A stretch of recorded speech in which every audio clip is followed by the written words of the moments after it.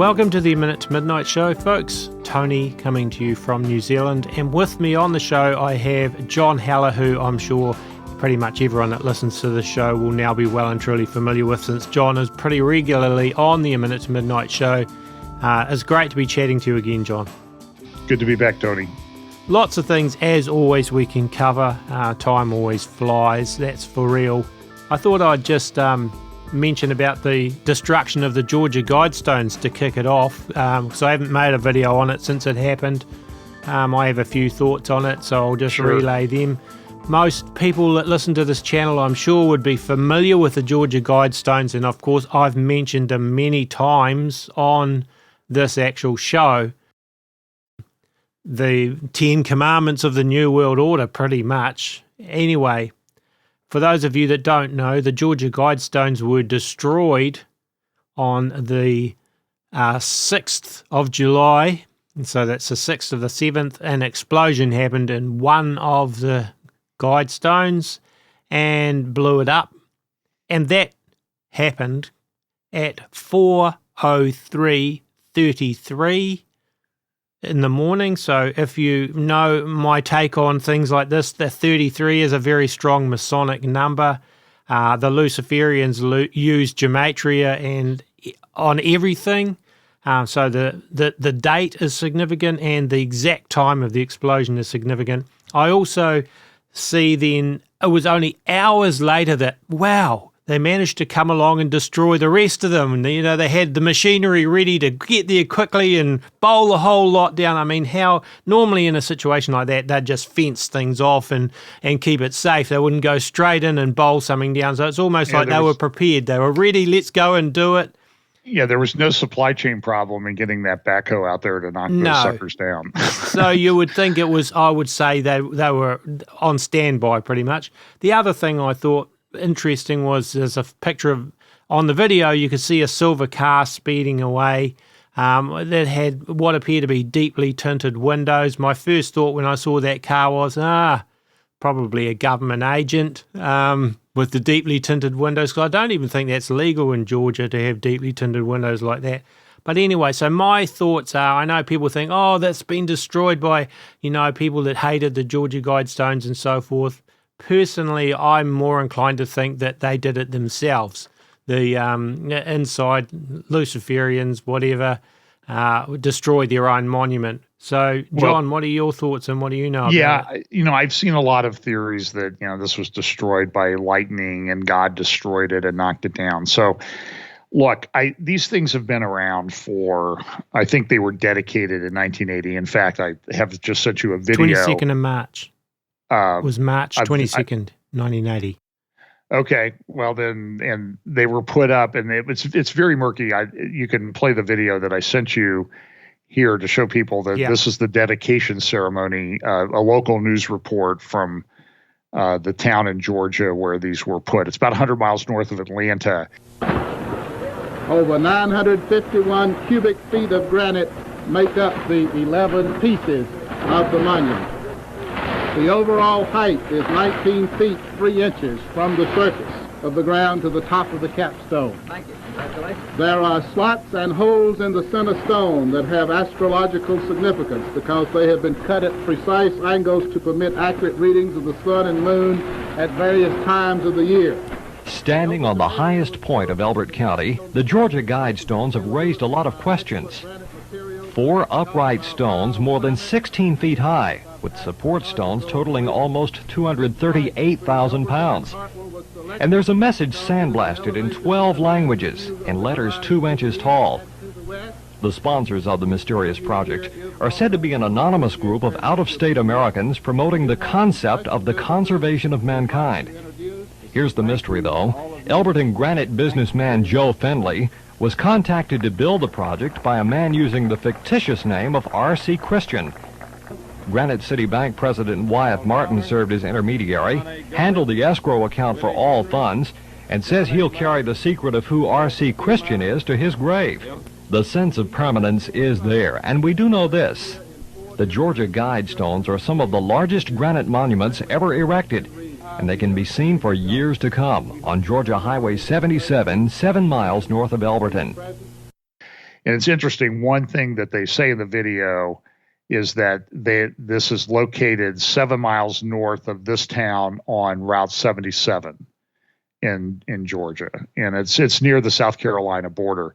So they've been there for a long time. And the one that I think everybody knows, or the people that are familiar with them, it was called America's Stonehenge.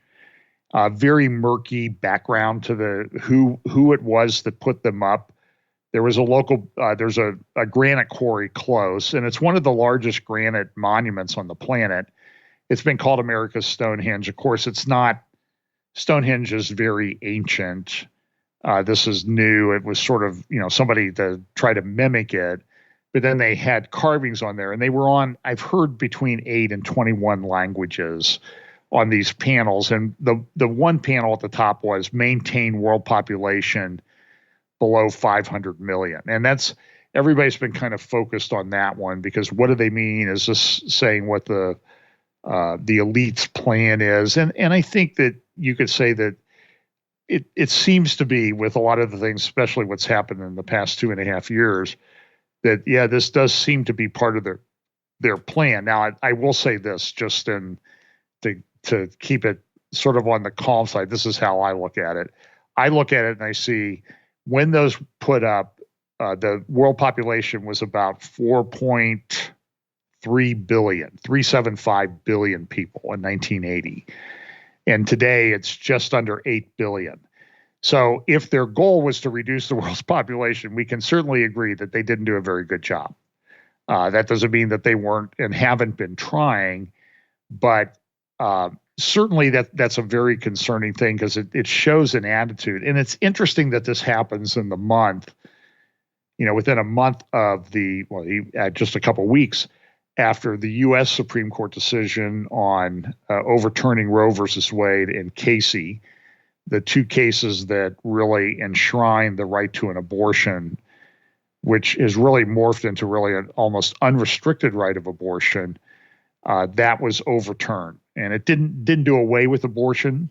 Anybody who tells you that is ignorant or a liar or both. It did limit the right to abortion, or it said the states can decide. Now, it's very interesting, Tony. This is kind of a sidebar that while I'm thinking about this, I'm involved in an email discussion group, and there's a couple pastors on there, and these guys are really strong pro-life pastors. I mean, they are passionate about it. They live it out. They do the sidewalk counseling and that sort of thing. And the argument that they made in this email thread that I'm on was that under the United States Constitution, when the 14th Amendment was enacted after the Civil War back in the 1860s, it sort of enshrined the right to life and liberty and due process of law. And so the argument that these pastors have been making, and I think it's a pretty compelling one, is that life is enshrined in the Constitution. You can't kill life without due process of law, and so you can't kill a baby. And that should be where the discussions start. It's very interesting that last week, the New York Times, of all people, had, to their credit, they lie a lot, they're propagandists, but to their credit, they had an op-ed from someone who had adopted that position. And this morning I was flipping through the news channels. It might have been Fox News that I flipped on, and they had an attorney on who was making the exact same argument that we don't need to go back to the legislatures. We need to get this into court in the proper context of what the right to life is under the United States Constitution. So this is not over by any stretch of the imagination, regardless of what the people in California are saying. And now I'm seeing that they're floating the idea of putting a floating clinic in the Gulf of Mexico to take women out there so that it would be on the international border limits of the United States to give women abortions. And there's a ton of corporations. It's probably easier to find the corporations who have not yet agreed to pay the travel expenses of everything for women to get an abortion. I will say I do like the Tucker Carlson show, and I want to give him credit that last Monday and Tuesday. So the Supreme Court decision came down on, I think it was Friday morning, the 24th, Thursday, the 24th. So on Monday, and Tuesday, Tucker Carlson was in Brazil, and he did two very good segments on what is this really all about. And this is all about, guess what? What the Georgia Guidestones not seem to say, what they actually said: reduce the world population, turn you into a serf that doesn't have children to interfere with you providing services to your lord and master corporations or government or what other entity needs to control you. The opening segments on those two evenings were just extremely powerful, and I would highly recommend that people watch them. Yeah, okay. Just a couple of thoughts I have. Sure. I think somebody should research just to make sure I've got it right, but that maybe the Georgia Guidestones were about 7 miles from Ted Turner's home where he grew up or was living as well. Ted Turner is a eugenicist who talked about wanting the world's population greatly reduced. The fact that it was supposedly donated by R.C. Christian, I know some people say that R.C. stands for Roman Catholic, but back in the 80s, I remember at that sort of point in time, people were using the term RC, and I'm thinking maybe it's also, like RC Christian, rather. Sorry to, be crass, but maybe that's also a way of sort of saying that and throwing it at people. So those are a couple of thoughts. And as far as the whole Roe versus Wade thing, I do wonder whether there is also a fact that they want people that have been double jabbed to be breeding at this point if there's genetic changes made, and perhaps that's partly another reason why the timing for it. Though you mentioned about the depopulation, well, we're seeing like already all-cause deaths increasing around the world, like I think up about 16% in Britain, for example. Since the jabbing. So I won't go into the jabbing thing too much, but there's just a couple of my thoughts. People can do their own research and agree or disagree, but yeah. There's been a lot of reports, and they seem to be confirmed more and more, that it originally came out of a report a few months ago from insurance company in Indiana that had noticed, but said that in the consortium of insurance companies to which they belong, that this had been true across the board, and that there was a 40% increase in all-cause mortality. Yeah. Around the time that came out, my brother-in-law passed away, and his funeral was in Indianapolis, where that insurance company is located. And so I went up to the funeral director, who was a big funeral, probably the biggest one in the Indianapolis area, and asked him questions. And we've been doing this at church. Whenever we have a death, we ask questions from the funeral directors, and we've just been asking them questions about how's business. Yeah. And in every case, they have said the business is up 20 to 30%. Over what it was a couple of years ago. Yeah, and again, I don't want to go down this track, but sure. I'm looking at New Zealand, of course, it's winter here, and our hospital system is being completely overrun at the moment. And there's been stories about it, like the collapsing of the New Zealand medical system, really, but because they're overworked and understaffed, and people are getting sick from all kinds of other things, and people are dying from this, that, and the other thing, and being admitted to hospital for this, that, and the other thing. And there's staff shortages because they laid off all the people that under the mandate, and there's no talk about bringing them back. But, that's coming home to roost now as well. The doctors and nurses that were fired, for not taking that shot.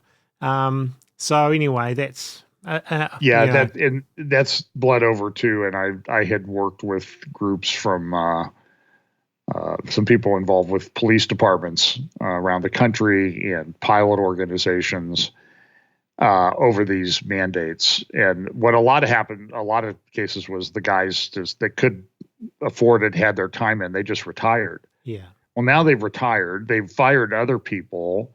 And now we have travel chaos every week in the United States, just hundreds of flights canceled. Yeah. Because they don't have the crews to staff people. But there's no talk about bringing anybody back. It's just total, complete chaos. So our Secretary of Transportation, Pete Buttigieg, he'll get on TV and talk.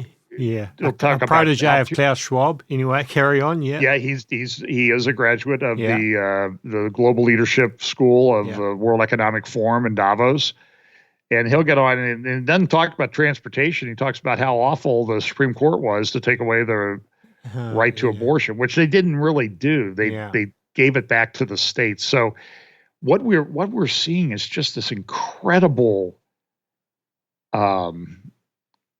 I was listening to a friend of mine, Jim Fletcher, on a radio program, and he says it's like we're living with Pravda in the old Soviet Union, where everything was a lie. What was it saying in the old Soviet Union, that the present is sort of certain, but it's the past that keeps changing. And so it's just this propaganda machine that we've seen. So speaking of the World Economic Forum, maybe we can sort of segue into the next topic we were going to talk about. And that's this control thing that's coming from the World Economic Forum and everything, is just this pushing of their agenda everywhere. Yeah. I have a clip of Larry Fink, who is the head of BlackRock. BlackRock is the largest investment fund in the world. They control about $11 trillion. That's getting close to half of the United States annual GDP is under the control of this guy. And one of the guys who, by the way, was an executive at BlackRock, was interviewed last week on CNN about the gas prices. And he's in charge of energy, advisory or whatever at the White House. And he said, well, we need to get, because, what are you going to do about people complaining about high gas prices? He says, look, we just need to get used to it, because this is what's necessary to protect the liberal world order. That's exactly what he said in the interview. And so it's like this is by design. And they want to blame Putin for everything. And I think part of it is, I don't think he's a good guy, so that's just my opinion. And you can argue with me about it and still be my friend. But the fact of the matter is, what's happening in Ukraine and the slowing down of gas supplies from Russia to Europe is happening, and that's affecting gas prices. In Germany, I saw on a podcast called Peak Prosperity, a very level-headed guy, and he was talking with his wife, and he's going like, I can't wrap my head around, and this is one of the smartest guys I've ever heard. He said, I can't wrap my head around everything that's going on, because it's just like I start to get one thing straight in my mind, and then there's 7 other things that happen that are so out of the ordinary, and I can't. I'm having trouble figuring out what's real and where it's going. And he had a chart. I used it in my prophecy updates. If you want to go to Fellowship Bible Chapel on YouTube, the last 2 Sundays, probably nearer to the beginning, because they seem to be getting longer each week, even though I try to cut them down. But it just seems like there's just so much. And I literally will have 200 or 300 slides that I never get to in my talks. Because even as I'm talking, I go down rabbit trails. But so he had this chart, and the chart showed the forward price of electricity, like on contracts for a year out. And they've been going along for years at whatever the energy unit is, 40 euros, 45 euros, and then they were 50 euros a few months ago. And then back in February, they spiked to over 200 euros. It's over a 4-fold increase in the price of energy for next year. But most of that increase took place before Russia invaded Ukraine, which meant that we were already having a problem. And my theory is, and I did a thing on Russia and the Saudis and this stuff called ESG and the World Economic Forum, the pushing of the environmental agenda, whether you want to, it's all sort of part of a piece. It's the 2030 goals. It's the Saudis' 2030 vision. It's the UN Sustainable Development Goals. But the E in ESG stands for environmental, and then S stands for social, and G stands for governance. And what this has done is, and this has been heavily funded by Russia through the various green parties in the United States, and also pushed by the Saudis through their Future Innovation Investment Institute, that they have Davos type things each year. They're like 4 really big New World Order global governments things that meet. There's, of course, the World Economic Forum with Davos. There is the World Government Summit that's held in the United Arab Emirates, which is part of the Abraham Accords. And then the Saudis have the FII, Future Investment Innovation Institute. They hold it annually. And then the Russians have the St. Petersburg Economic Investment Forum, SPIF it's called. And so they had these 4 big meetings. And so the Saudis have been pushing for years. I went back and researched this ESG stuff. And why would the Saudis and Russia, who are heavily dependent on selling oil and gas to people, why would they push ESG? And the answer is they push ESG because they want to get the stupid countries like the United States, which really has like 3 Saudi Arabias we have. We have Alaska, we have the Texas Permian Basin, and we have the Midwest and Northeast shale oil and gas. So we have like 3 Saudi Arabias in the United States, and we're going over, Biden is leaving in a couple days to go over to Saudi Arabia to beg for gas.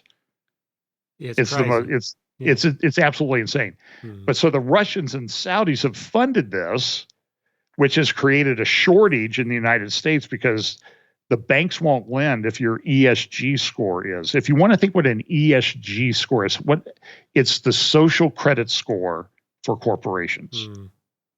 So like in China, where you can't do certain things if your social credit score is too low, in the United States, the corporations and the banks are going along with it, and they're saying, like, if you don't have a good enough economic program for us, we won't lend you money.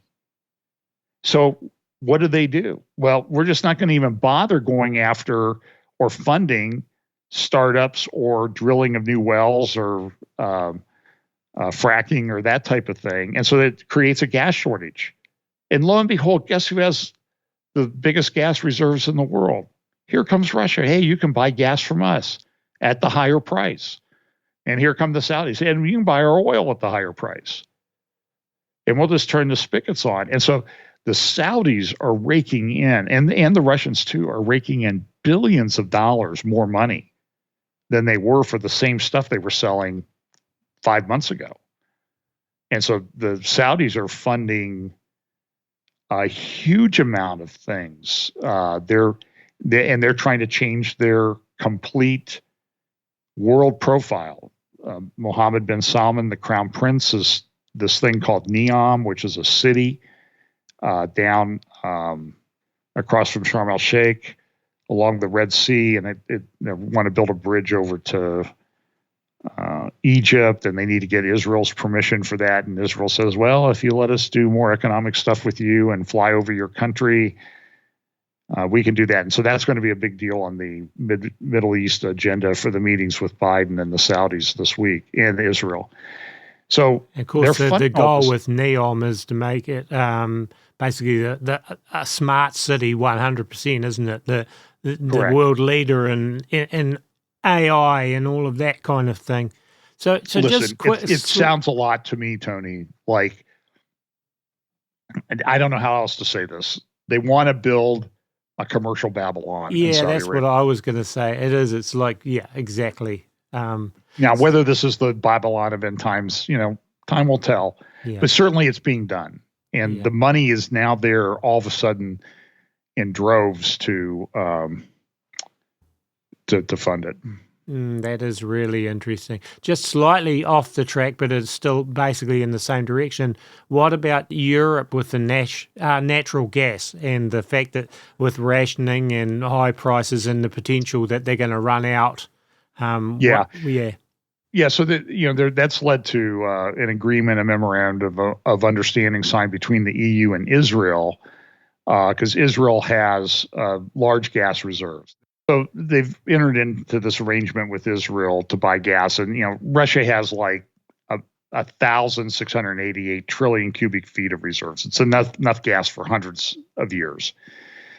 Israel has about 40 trillion cubic feet, but Europe needs about 185 billion feet each year. So Israel could supply it, and the U.S. could supply it, and we're sending tons of liquefied natural gas over there right now.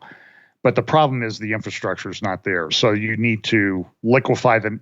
The pipeline hasn't been built, the East Med pipeline. The United States stopped that, but it was going to take 5 or so years, and it was going to take about $10 billion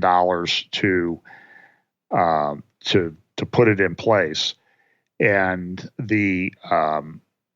so that Amos Hochstein, our energy czar at the State Department, has said, no, we're not going to fund it. The banks aren't going to fund it. This is not a long-term solution because we're turning everything green. We're going to everybody's going to be driving an electric car. And I saw a meme this morning on Twitter that said, yes, here is fuel for Teslas. And it was a truckload or a trainload of coal.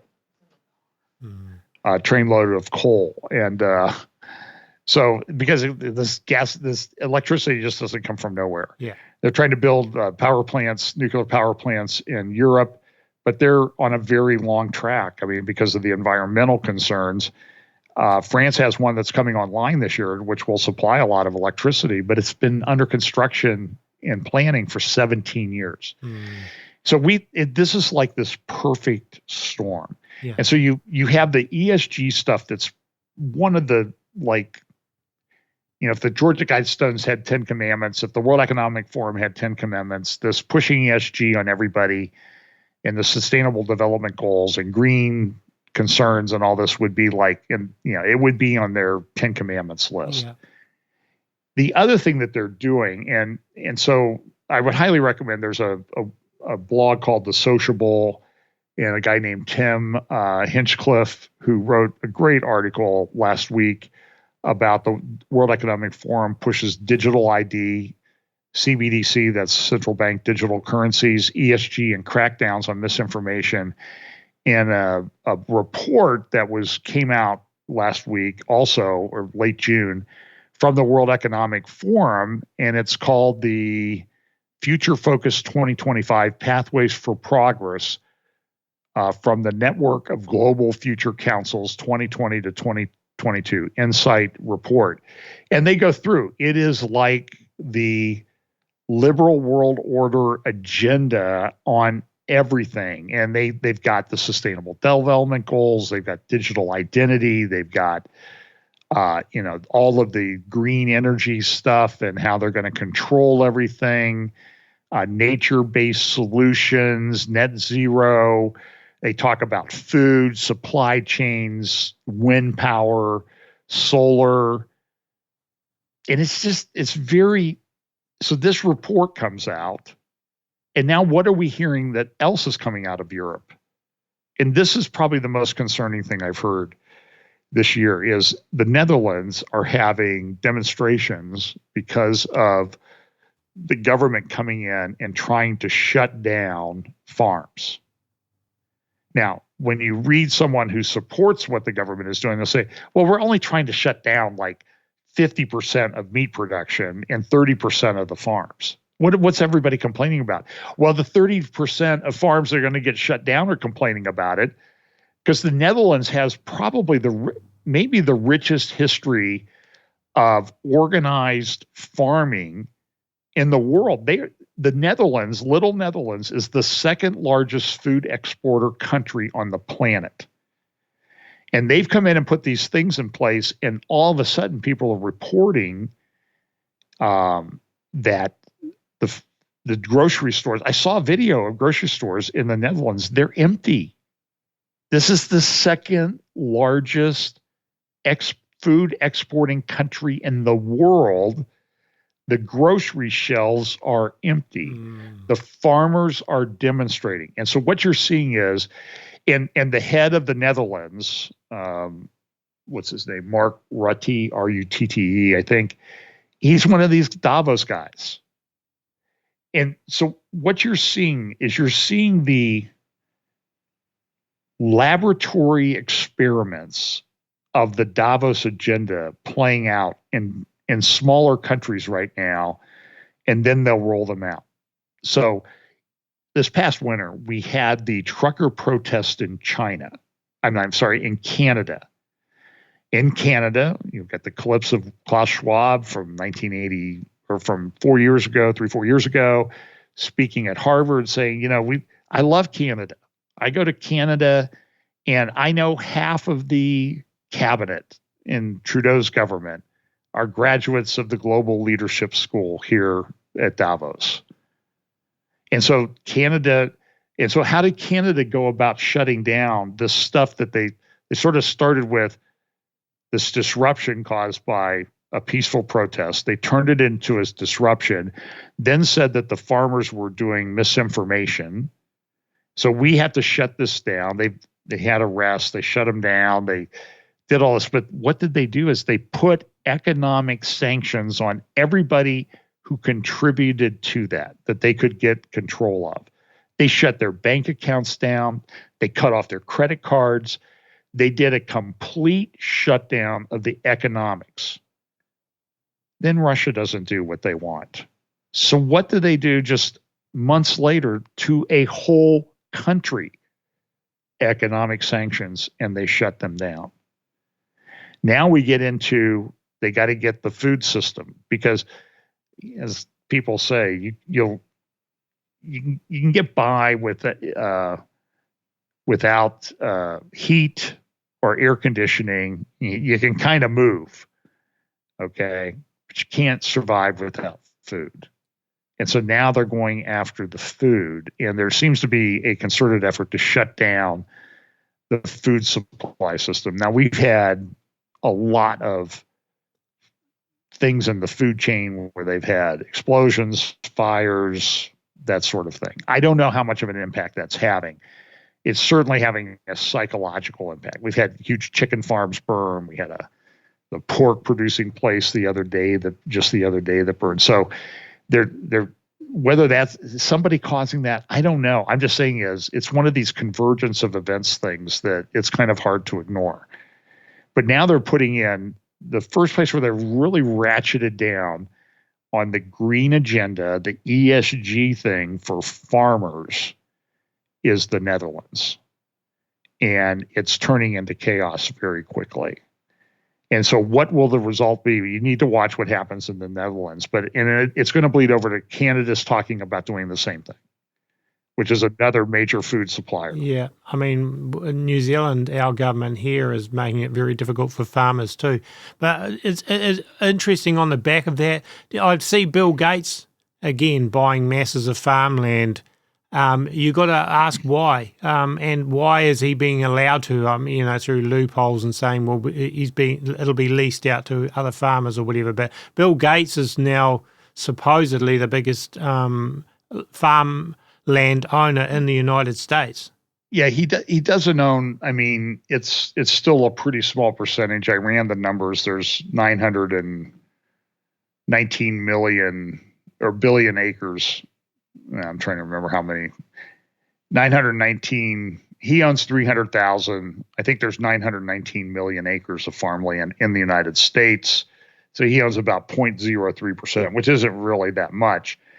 But he is buying it up. And even local farmers, I know locally here, there's pretty good evidence that within the metropolitan area of where I live, farming communities that border on it, that he bought up about 50,000 acres here, which is huge. I mean, I know farmers that have 2,000 acre farms or even 8 or 10,000 acre farms, and a 2,000 acre farm is an enormous operation. An 8 or 10,000 acre farm is just like, it's a huge business.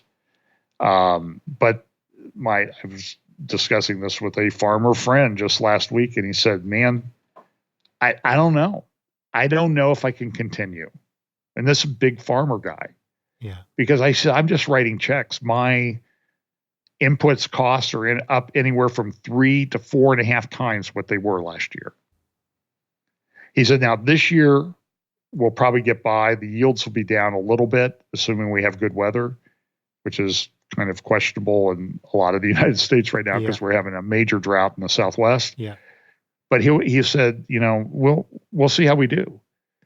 But next year is going to be totally different. And he said, it's like standing at a casino, just writing checks to the casino, hoping you hit the right number, that everything goes right and you actually make a little bit of money the next year.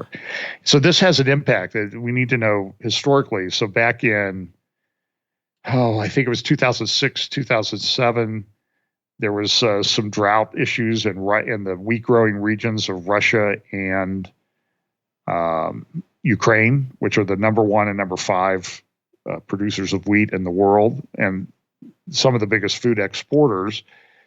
In 2010, they had a drought, and Russia shut down exports of wheat. Well, what happened a year later? That most of that wheat goes to the Middle East. People got hungry. People get angry when they're hungry.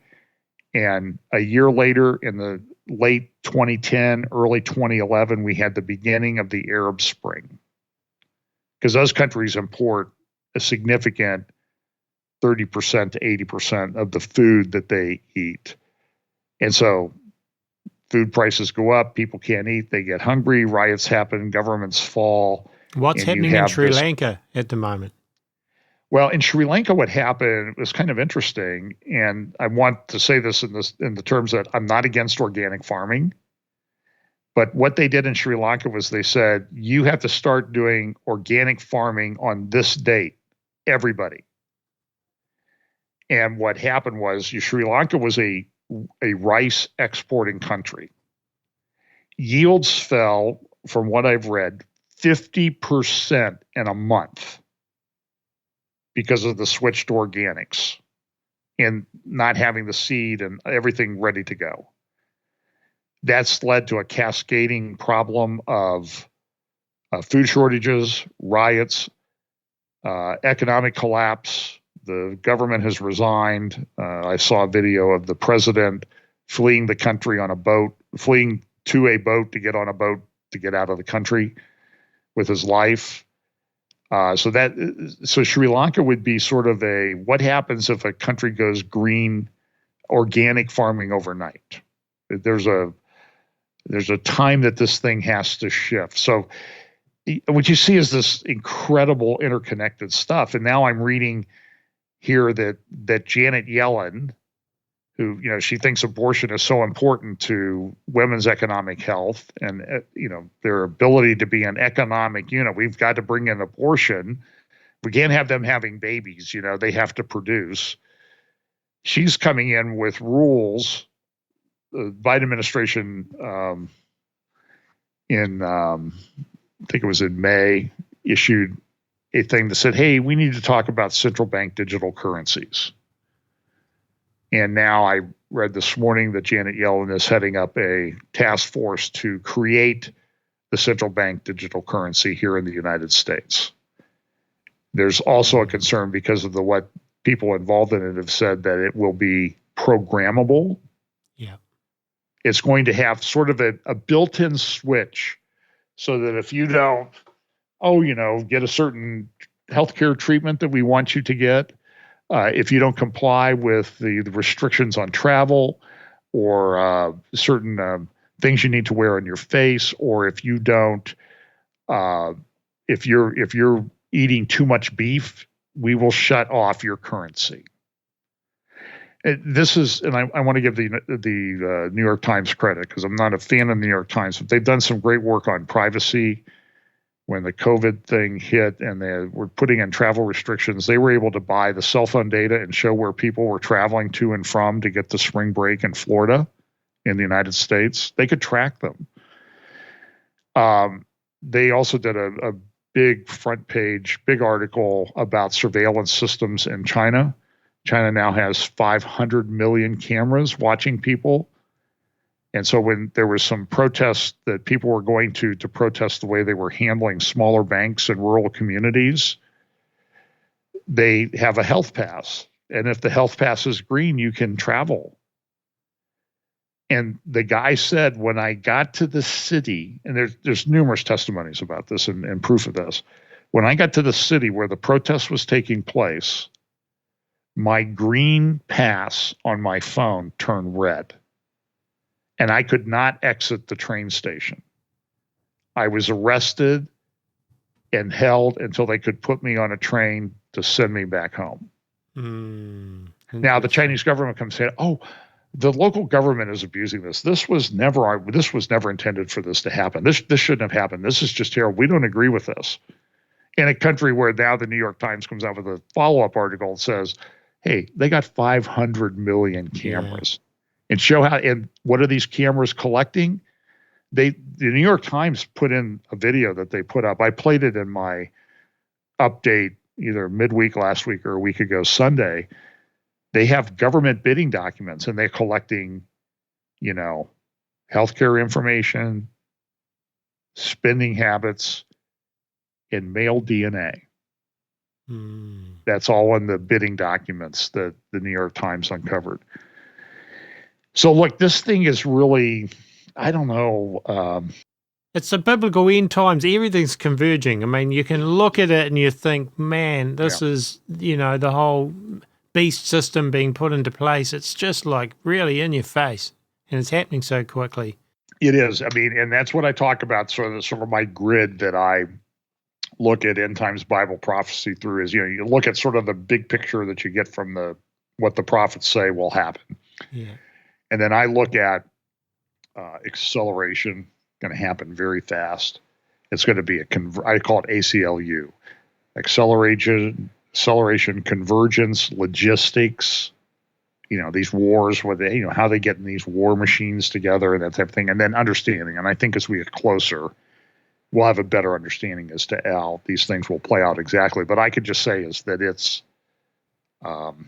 almost like we're being drawn into this, this vortex, this, I'm trying to think of the acceleration tunnels that they have, when the time warp and that type of thing. I can't remember the name of them off the top of my head, but wormholes. It's like you're being drawn into this black hole wormhole of end time events and everything's flying by at very rapid speed.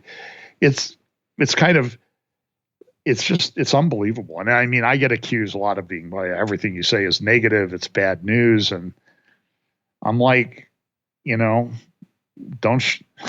shoot the messenger. The fact is you're bringing truth and fact, and this is happening and we can't escape. If we can bury our head in the sand, that's not going to make it go away. But what we do need, I guess, is hope, because it's very easy, and I know it's very easy to get overwhelmed by all this, and sometimes I just don't want to hear about it because you get overwhelmed with it, and you do have days where I just going to go and sand furniture or go and play the guitar or do something, anything other than, than listen to this and that, but we can't escape from it. It's happening, and so we need hope and our faith has to come through, and we need to know that God is still in control and that he has a plan for each of us as individuals, and prepare. I mean, do what we can to prepare. I mean, me and Mike did a show recently, Mike from On Point Preparedness, about the preparing for all of this. But I guess, John, since our time's running down, maybe it would be an idea to just close out with a few things to encourage people and finish with praying for the listeners. Sure. Look, it is in some respects, it's a great opportunity. The prophet Jeremiah in Jeremiah chapter 23, it said, beware the pastors who only bring you good news. And go read the story of Ahab and the king at the time. And then they had a prophet there called Micaiah. And the king of Israel, I'm forgetting the name right at the moment, he said, what about Jehoshaphat? Jehoshaphat. And he says, and the prophets came to Ahab and said, hey, everything's going to be okay. Everything's going to be fine. And Jehoshaphat goes, well, don't you have any other prophets? He goes, yeah, I got this guy Micaiah, and he doesn't like me because he's always giving me bad news. And so Micaiah comes and he kind of mocks Ahab for a while. And then he tells him the truth. And Jehoshaphat didn't obey, and it led to his death. It's great teachings out there. It's called a chink in the armor. Because this is, so you don't believe the prophets just because they're bringing you good news. I mean, we all want this to work out, but the other thing too, though, is that if you're a child of God, if you're saved, if you're a believer in Jesus, you have the light. And brothers and sisters, your light in darkness, like we're seeing descend on the world, is so bright. So pray for opportunities to share the gospel and act like this might be the last time when you encounter someone. This might be the last time you have an opportunity to tell them about Jesus. I have to say, Holly, my wife, she's totally fearless when it comes to spreading the gospel. She'll walk out and witness to people. She's total strangers constantly. I'm like, it's kind of humbling when you see somebody like that. Yeah, because I can't do that, but she just does it. She just can't help herself. I remember a guy who I was at a golf outing with him, and one of the guys that put on the golf outing was a fairly famous guy. I won't say his name. And this guy came up and said, to the famous guy, he says, I'm kind of, I'm struggling. I don't know, kind of walking away from the Lord. And the famous guy put his hand on him. He said, here, to a friend of mine who is like your wife, sharing the gospel all the time. He says, I think my friend here has a few things to say for you. And to watch and sit there and watch it unfold was pretty amazing. It was a gift. And I think we need to look for those opportunities. So if I could I just pray and we'll wrap up? Yeah, that'd be great. Okay. Lord, thanks for the time we can spend together. And Lord, we know that this world that we live in seems to be getting dark. Things are happening so fast, things that certainly appear to line up with what the prophets told us would happen. Lord, I just pray that you will comfort us, remind us constantly that we are to be given not a spirit of fear, but of power, and that we should remember that the light that we have, that we get from you, from our faith in Jesus Christ, is a powerful light and even more powerful in looming darkness. Pray that you'll give us opportunities to share the gospel and keep us always to do as it says in Romans, to stand firm in the faith and act like men. Bless us, Lord. Thank you. In Jesus' name, amen. Amen. Well, thanks, John. I thought that was a great discussion, and I learned a lot from you, as I always do.